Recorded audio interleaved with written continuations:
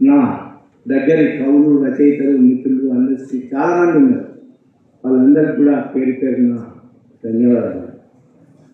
ఈ సమావేశానికి అధ్యక్షత వహిస్తున్నటువంటి దూపల్లి కృష్ణారావు గారి గురించి వారు సాంస్కృతిక శాఖ, ఎక్సైజ్ శాఖ మంత్రి గారు తెలంగాణ యొక్క గొంతుగా ఎన్నిసార్లు మాట్లాడుతున్న అందరి గురించి.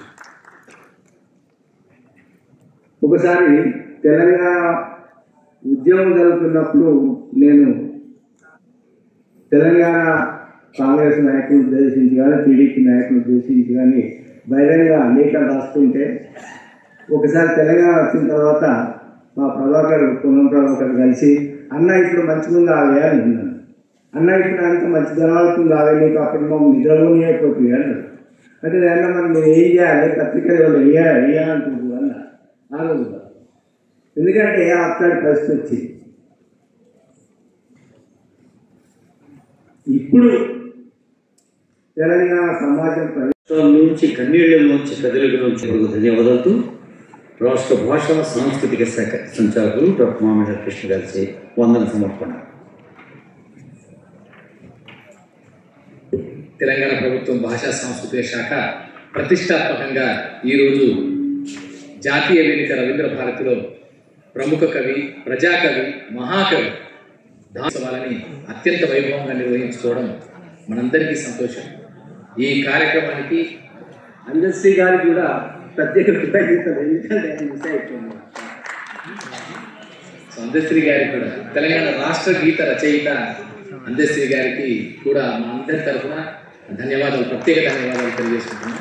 సో ఈ కార్యక్రమం ఇంత విజయవంతం అవడం వెనుక ప్రధానంగా గౌరవ ముఖ్యమంత్రి గారిది, అలాగే తెలంగాణ రాష్ట్ర సాంస్కృతిక పర్యాటక శాఖ మంత్రి ఏర్పడి దాశరథి గారి శత జయంతి ఉత్సవాల సందర్భంగా ప్రత్యేక పురస్కారాన్ని ప్రముఖ కవి, గొంతు విప్పిన మట్టి కవి, తెలంగాణ జాతి గర్వించదగిన అత్యంత అద్భుతమైన కవి జూగంటి జగన్నాథం గారికి ఈరోజు ప్రదానం చేయడం సంతోషంగా భావిస్తున్నా. అలాగే ఈ కార్యక్రమానికి ముఖ్య అతిథులుగా విచ్చేసిన మంత్రివర్యులు దూపల్లి కృష్ణారావు గారికి, రాష్ట్ర బీసీ అభివృద్ధి అలాగే రవాణా శాఖ మంత్రులు మా అన్న ప్రభాకర్ గారికి, పొన్నం ప్రభాకర్ గారికి మనందరి కర్తవ్యాల మధ్య ఒక్కసారి వారికి ధన్యవాదాలు తెలియజేస్తున్నాం. అలాగే శాసనసభ్యులు కమ్మపల్లి సత్యనారాయణ గారికి,